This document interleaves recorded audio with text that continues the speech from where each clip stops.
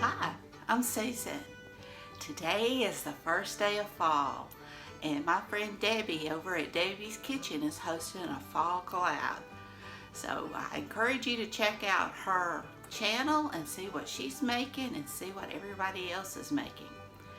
And today I am doing a caramel apple cake. It's a Paula Deen recipe, and I filmed this years ago on my channel, but I thought it's time to redo that. And my son's been asking for it for quite a few weeks here.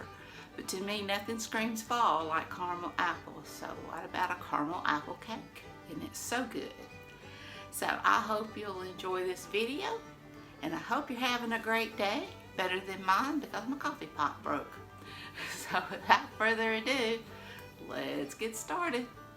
For this recipe, you'll need 2½ cups of sugar, 3 eggs, 1½ cups of vegetable oil, 3 cups of all-purpose flour, 2 teaspoons of vanilla, 1 cup of chopped nuts, I'm using walnuts, and 2½ cups of apples. You can use canned or fresh. And I'm just going to do a sprinkling of salt. It doesn't call for it, but I just believe it needs it. So let's get started. I have my oven preheating to 350 degrees Fahrenheit. And in a large mixing bowl, you'll want to mix your sugar, your oil, and your eggs, and beat it until it's creamy.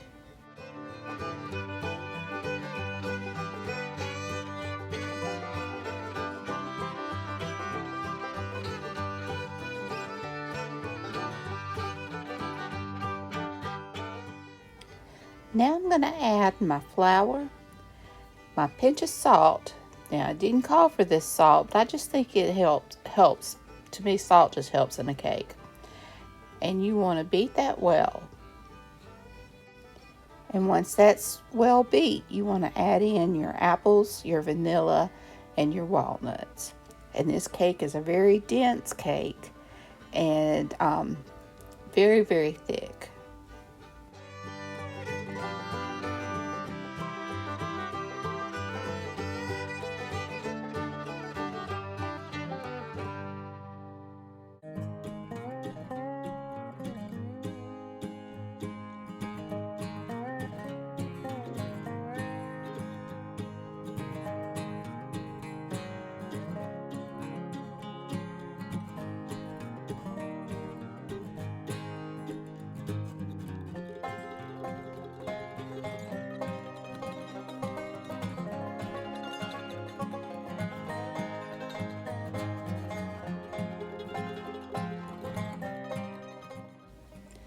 Now you want to take a 9 by 13 inch cake pan or cake dish that's been sprayed. I've sprayed it with Baker's Joy, and just spread out your batter and cook it for about 45 to 50 minutes.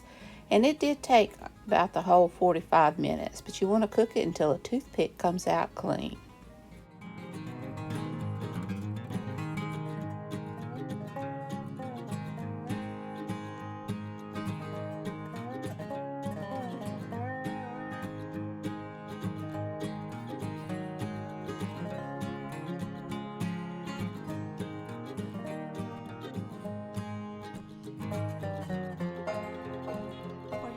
Topping, you'll need not 1, not 2, but 3 sticks of butter.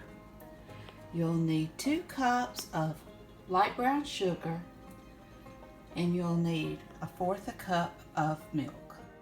Now to a boiler, you want to add all 3 of these ingredients, and you want to bring it up to a boil.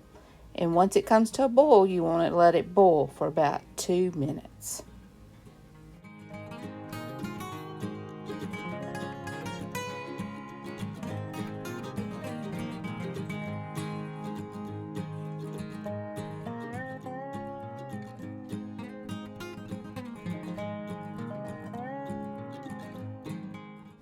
Now while that was boiling, I took a knife and I just poked holes all through my cake. And you want to keep your caramel, you want to stir it. So I had one hand stirring and one hand poking with a knife. So you want the caramel to be able to go through these holes. And you want your cake to be warm. My cake just come out of the oven, and I quickly started on that caramel icing.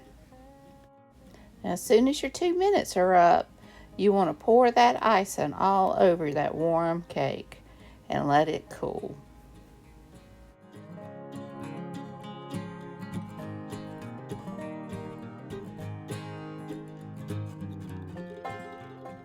Now, this is such an easy cake. The hardest part was the peeling and slicing of the apples, and you can buy canned apples for that matter.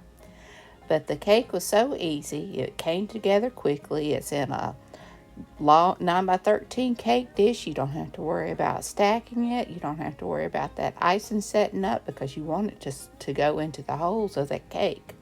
So it's so easy, and I highly recommend it. We love it, and it's always a fall treat. But here it is.